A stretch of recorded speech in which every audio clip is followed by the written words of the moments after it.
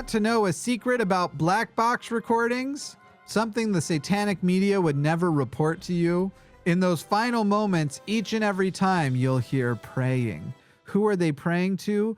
God. No one else. First of all, which God? Second of all, no one's surprised. Everyone already knows this. In a largely religious world, or even in a world with lots of religious suggestion and imagery, there are going to be people who, in their fear, are going to hedge their bets. And you got to love that we already acknowledge across the board that activities that are motivated by fear are rarely get you to the right choice and decision. That like motivated by fear makes a lot of people act brashly and make a lot of poor decisions. And yet somehow as a society, we think that it's telling that in the final moments of a person's life, when they are motivated by fear, they hedge their bets.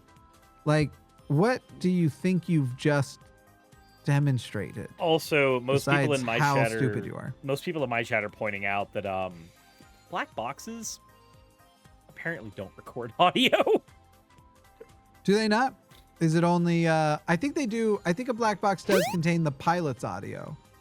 Aircraft flight history, right? Conversation between the pilots as well as traffic and control tower, and the sounds of switches and engines are also recorded by the device. But like the actual passengers on the plane, sure. No, I'm nothing. even fine with. Yeah, and so this person's probably lying because that's probably what they were implying, was that you'll hear the. But I'm all it says is each and every time you'll hear praying. I'm fine with that. You could say, if she were to come and say, no, I was saying the pilots are praying. You'd be like, okay. Fine. It doesn't change the point one bit. Because this is no atheists in a foxhole again. Right. That's all this is. But she's making an assertion, probably making it up, probably has no actual evidence of it. But it's one of those ones that the premise I don't disagree with. Like, it probably is the case that right before a plane goes down, there's probably a group prayer, if the plane isn't also suffering like terrible, just getting like thrown around a bunch, there's probably, let's pray together. And a bunch of people probably pray together. And you know what? A bunch of them probably aren't even really religious. There might even be some atheists that are like, okay, yeah, I'll pray. Just in case, hedge to the bet. None of that is exciting to me. What people do out of fear and social conditioning and cultural expectation. So what? What is this a proof of? But Nothing. Jimmy, you don't understand. Pascal's wager, Jimmy. Pascal's wager.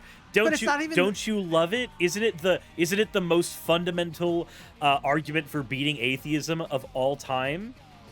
Right. For me, it's literally like, okay, so when people have very little hope and they're facing an early death, they do things in the hopes that they're not really going to die. Because that's what religion is, right? It's the offer of never really dying. And so people think, oh my God, I'm so afraid. And by the way, the funny thing is like, there's obviously an understanding amongst people when they're about to die that they're actually going to die. Because a fear response of any kind only makes sense. Maybe you're afraid of the pain, which in a plane crash, usually there's not going to be a lot of. You won't be able to process the amount of time and process the pain from the event that when you actually die, there will be very little pain, if any. But the actual process of dying will be not the most pleasant thing you experience. Maybe. I mean, but it's literally sitting here going like, clearly people have an understanding that death is death, even though they perform otherwise. People who cry at funerals, even over their person who just died after suffering for years from like horrific cancer or something. And it's literally like, you don't even think they're dead, supposedly. You don't actually think they're dead. You just think their body's dead. You don't even think you can't talk to them anymore. You think now they've gone from you could talk to them only when you were like directly talking to them to now, I mean, their form has changed to this. You can talk to them anywhere while you're pooping if you want. You can just talk to them all the time through this sort of prayer telephone that has been established as a religious thing and yet is not. Nowhere in the Bible does it say you can speak to your dead friends and relatives, only God through prayer. So that whole thing is sort of strange too. But clearly there's an understanding that's not really what's happening. Are you sure that God can't just act like King Kai does in Dragon Ball, where he's a liaison He's just sitting there like your dead relative sitting there with their hand like crushing his back, and he's just like, you get 5 more minutes, but when they're done shitting, the conversation's over. You've gotta go. It's like, pick the phone. Hello, this is God. Betty, it's your grandson. Just throws the phone over. Just fucking shit. Why are they always using my phone? This is hello. This is God damn it, Ethel. Because no one talks to their grandpas, only their grandmas.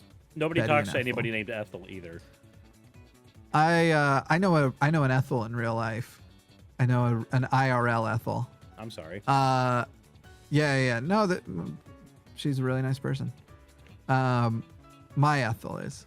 I also know a Thelma in real life, and she's one of my favorite. We maybe once every other year now we'll be like, hey, how's life? Good. But she's still like a great person. That's another old person name. Sorry if anyone named Ethel or Thelma are watching. I do pray to Betty White. That was the Betty example. In fact, I imagine God's doing nothing but picking up phones and throwing them to Betty White. But anyway, the whole point is like, there's actually, if you want to talk about things that sort of are telling, this thing that people do out of fear to hopefully hedge their bets against actually dying in a fear response doesn't surprise me at all. If anything, the thing that undercuts all of these religious beliefs is how devastated people are by death, even in the case of somebody dying who hasn't been, like, I could understand a person being like, oh my God, it's so sad that so-and-so died because that position they were in my life anymore. But you get the people having the same response to like taking somebody off life support who's been in a coma for 8 years or something. You get these responses. It's like nothing fundamentally changed in their lives, and yet. Right. There's clearly an understanding that, nah, this is the end for that person. Otherwise, where is the sadness coming from? It's selfishness otherwise, right? Like, no, I wish you were still alive and suffering for my sake, you know? There's clearly an understanding that it's because this is the end. And I don't know. You could say that there's some amount of just missing a person, sure. That's definitely going to be there, but that is not. But the feeling of somebody dying is very different than the feeling of somebody moving away. Like, exactly, that's what I'd say. We're not having funerals. No one had a funeral for me moving to Austin, even though for some of my friends it will be the last time we ever speak ever again, probably. Like, you don't have that. It's not the same response. There might be a couple of tears shed, but nobody's bawling their eyes out when somebody moves. Like, I was sad after too many games when we all had to go back to our, home states, but we're all going to see each other in Portland again. Nobody died yet. I mean, I say that, but now What's that happening in Portland? Portland, there's the Retro Game Show. It's a gaming convention. Oh, okay. So I'm going to be going over there with the Sunset City crew and just having a blast doing retro game stuff and playing Smash Brothers on projector screens with a whole bunch of nerds. That's my plan for that weekend. Doesn't help that like our whole podcast crew hasn't been able to like get together and meet up in real life because one of them's been in the UK for the whole time we've had the show. But now we're all actually going to be in one space. It's going to be great. It's going to be awesome. It is the time you came to Austin for atheist stuff. I wasn't here. Yeah, because when the Faithless Forum was happening, you weren't here, and I was like, well, shit. We didn't get to, and I think, did you go to both or just the one? Well, there have been 3, and I've went to the first 2, but I didn't have a chance to go to the last one. My car would not have made the drive, and Raz hadn't had her hysterectomy yet, so she could not have made that drive until that had been taken care of. Sure. So it kind of sucked too, because I had a speaking spot, and I just had to send a message to Drew, just like, I'm sorry, I can't go and speak there this time. Because I can't make it to Austin. I'm sorry. Are you, how far, you were driving, you weren't flying? I was driving. How long is that drive? So the drive is 13 hours if it's uninterrupted completely. Yeah. But usually it ended up being about 17 hours when you take into account, like, stops for gas, stops for food. Sure. The biggest issue is that with that drive, typically me and Raz will swap whoever happens to be the driver, and the other person ends up sleeping. But because her body was such a mess before the hysterectomy took out like the organs that were trying to kill her. The swapping out for sleep could not happen because she could not sleep in the car. Like the motion of the car and the way her insides were working, it was just way too much. Luckily now we have a combination of reasons why that won't be an issue anymore. One, hysterectomy happened. Two, we have a different vehicle now that we got specifically for the purpose of travel. So we can have like an inflatable bed in the back, shelves that pop down on the back of the seats for like holding food and stuff. Like it's specifically an SUV we got so it would be comfortable to travel long distances in. Get around. We were just like, I solve all those problems. My travel, including charging, since mine's electric, from Denver to Austin was about 17 hours. Also, but that's with charging included and stuff. So when you say the same thing as like nonstop, take breaks, whatever else. So usually I would do it over the course of 2 days. I'd usually make it to Amarillo. The last time I made it only like, I ended up, usually I'd break it up into 2 8-hour days of driving. But the last time when I was moving here, I ended up doing like 12 hours the one and then 5 the next day. But usually I'd stop in Amarillo, which is a good halfway point.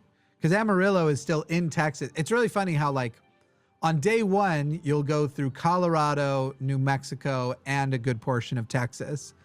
And day two, you'll drive more, but only be in Texas the whole time. It's sort of, so, and I mean, Denver is pretty northern Colorado. It's not like it's, you're basically doing you traverse all of Colorado in only like 4 or 5 hours. Yeah. Vertically, horizontally, it's wider, obviously. I remember. Anyway, go ahead. I remember the second Faithless Forum. We had left like an hour before Ocean had, and as we were driving, we started to get hungry. Sent a message to Ocean, was like, "What state are you in?" And so we just ended up like parking near a Waffle House and just waiting about 45-ish minutes for his vehicle to catch up so we could all go to Waffle House together while traveling distance. Because it's just like, why not? We're out this far. Why wouldn't we just do this? I may during, depending on how September, October go, depending on if we're able to get some help hired and stuff for the channel and stuff. If all that happens, I may end up going to New Orleans for Thanksgiving. Nice. Might do a little New Orleans trip, go visit Slidell where I used to live when I was a kid. Go. The funny thing is it's one of those trips of like, I've been doing a lot of immersion therapy in the last year and a half where things that make me anxious, I purposely subject myself to them to try and reduce the frequency of panic attacks and shit like that. I feel like that's more exposure therapy than... It sounded like you said conversion therapy. Immersion therapy. Immersion therapy. Yeah. Okay. Immersion, not conversion therapy. Immersion. If I said conversion, I definitely didn't mean that. I've been doing a lot of immersion therapy, immersing myself in that, which makes me anxious, but also immersing myself now in like scenes that can no longer hurt me, but are still a source of like abuse and shit from childhood. And so Louisiana, that 2 years that I was there, was probably the worst I got in childhood abuse, both family and church and stuff. And so there's something about go to the church building, go to my old house. I'll be doing all of that while I'm there, just sort of sitting in it. And now like recognizing this thing that had a lot of power in my formation doesn't have power over me now. And in fact, in a lot of ways, I've reversed that. There's a lot more power I have to influence people who are currently in the Mormon church than they have to influence me in any way.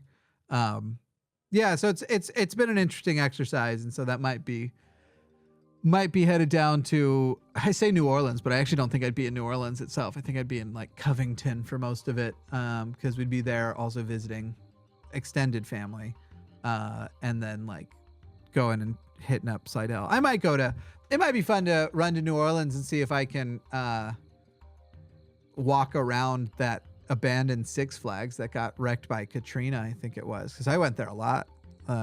We had summer passes for Six Flags there, and so that might do that too. I don't know. Get my see if feel like I need to get my summer pass for Six Flags again. I kind of miss it.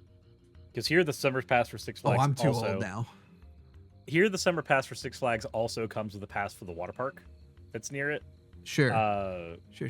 Both the water park within Six Flags and then Whitewater, which is the water park they bought. And I'm just like, that feels like a fun time. We used to go like once a week a couple years ago, and then COVID happened, and we were just like, well, we're not going now. Yeah. I need to. I don't want to. Oh, sorry. I was just saying, I don't want to sound entirely derivative, but when it comes to things like Six Flags and water parks, I am truly getting too old for that shit.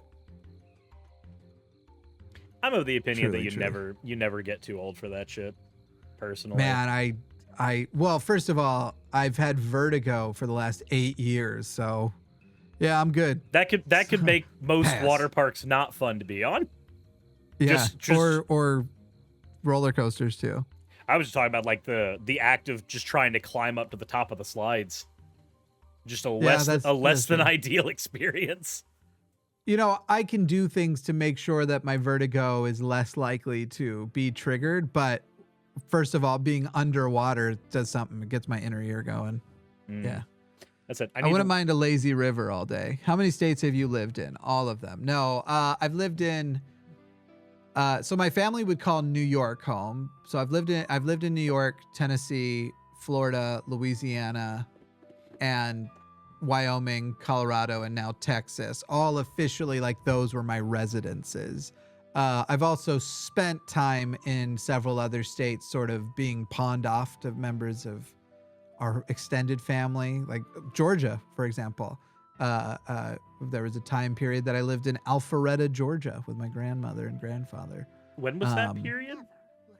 Oh, we're talking like 1994 to 96 area, maybe. So that would have been when I like was 92 to 90. It might have been 92 to 93, actually. That would have been when I was still in Pensacola, Florida. I was gonna say, like, Alpharetta.